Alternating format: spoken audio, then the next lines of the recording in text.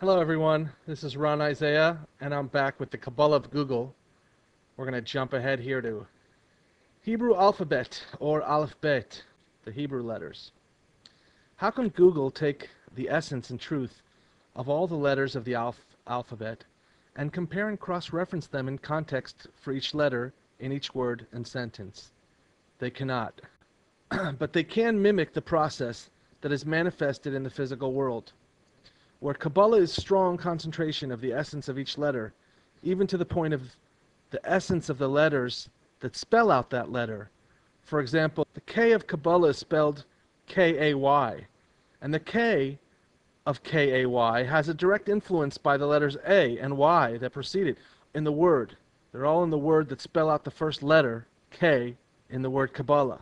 This can also be understood as the relationship between the first letter and the latent letters in the word. This relationship connection that the letters have and give us is comprehension. We communicate through various configurations of the letters that make up the words in our speech. Speech is a very important part for both Kabbalah and Google. Kabbalah needs speech because speech is one of the three holy powers called the garments that must be used for practicing Kabbalah. The other two garments are thought and action. Google needs speech because our speech dictates how we search and what we are searching for. Google search can work with any language and take but a second or two for practical results. Kabbalah, on the other hand, is a system that requires great discipline and practice and must be invocated with Hebrew, the holy language of the Torah, and Aramaic, ancient tongue.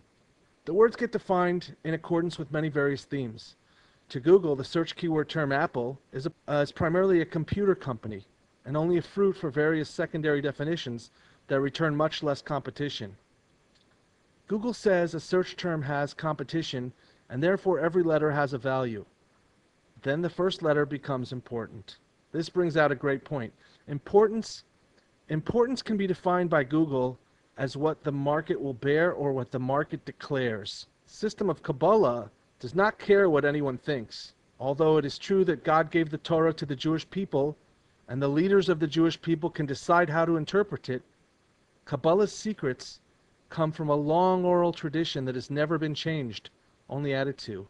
To be clear here, Google is what 200 million searchers a day want and what they think is important. In contrast, Kabbalah caters to God deciding what is important, as inscribed in the Torah with these 22 letters, as a system for filtering out His holy light of creation to ours, the lowest world. That godly light must contract itself, so much so that we don't overdose on our own individual vitality and life force as it is first received by us from God, its source above. Google was very smart to see how successful is the way of God. By declaring, "Don't be evil," any searchers trying to accomplish something good in the Google search, example, medical researchers working to cure fatal disease, they could receive results that were a blessing from above to them in their mission. The search results became a vessel for holiness in that instance.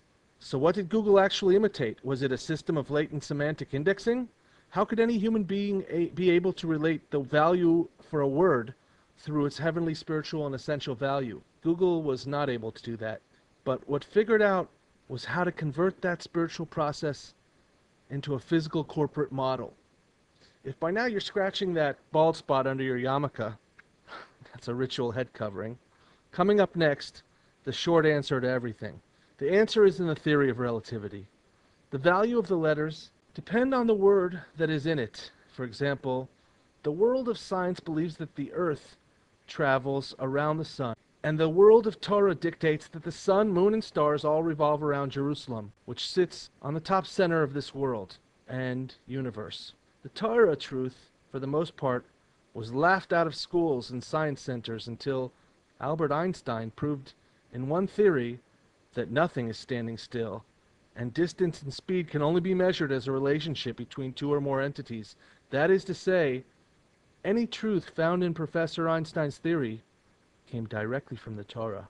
In contrast to science, the Torah is said to have been given to the Jewish people by God in a way of naseh.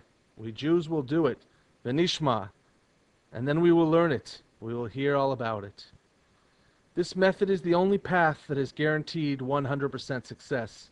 Now, the only real truth is the truth of the Torah. The accepting of what is taught with 100% pure faith is integral to the advancement in Torah learning, especially in the secret practices of Kabbalah. It is known by those who know that anything that possesses truth, that truth comes from the truth of the Torah. The same can be said for Google Analytics in the realm of the mundane and any truth that it might possess. For example, their slogan, "Don't do evil." However, when using Google search, make sure that in the filter you turn off all porn and violent sites. At times those sites slip through, and when that happens, the search results cannot be that vessel for blessing, because those results would not be kosher. Today, because of the impure elements that find their way to Google's result page, many Orthodox men do not go online without a second person in the room to accompany them, as is stated in the codified Jewish laws pertaining to the case of a man and a woman together in a room with a closed door needing a chaperone. However, it happens that a person ends up sitting on some smutty website when this originally through a Google search that vessel becomes not kosher because of the impure elements that find their way to Google's result page. About Kabbalah and the Torah, it can be said that its truth is everlasting, meaning the system will never change. On the contrary, if the internet marketer skips out for a few months, the marketer could return to a completely different web environment and marketplace, where it would be mandatory to learn a new technology in order to compete. What should be clearly understood by the beginning Kabbalist and or internet marketer is that both spiritual and physical world systems only work when observed and followed. Regarding Kabbalah, it should be without hesitation or question that only later, through further learning and continuing the practice itself, does its explanations come out. Eventually, with experience, we get our explanation, which is a level of understanding in the Torah, that Hashem Yisbarach, that God, blessed be He, creator of the world and all the knowledge within it, revealed to Moses and the Jewish people at Mount Sinai. God created something from nothing, us and everything in our universe, and it is our job to reveal that all of these creations have an internal aspect of godliness. As it is written, He and His wisdom are one. In the world of darkness, how do we differentiate between darkness and light, between good and evil? The main difference is that a little light banishes much darkness. Spiritually, a Jew is considered a lamplighter. By bringing the lamp close to another lamp, the fire can pass. In this way, many lamps can be lit. The lamp that is being lit is already really lit, only the fire is concealed. By touching it with another lamp, it becomes revealed. This process can be described as making light from light, where all lamps can be lit. The tzaddik, a completely righteous person, does something on a higher level. The tzaddik, the righteous one, actually turns the darkness into light, skipping the banishing of the darkness altogether, and manufacturing the darkness into light. For this service, the tzaddik, the righteous one, employs the power of Kabbalah. It is on this level that changes in the fabric of physicality can be edited. Called sweetening of the gvuras, or the severities, a physical thing can be altered with the change of a letter that is one of the letters comprised in its name. For example, sad can be changed to glad by taking out the S and replacing it with a G.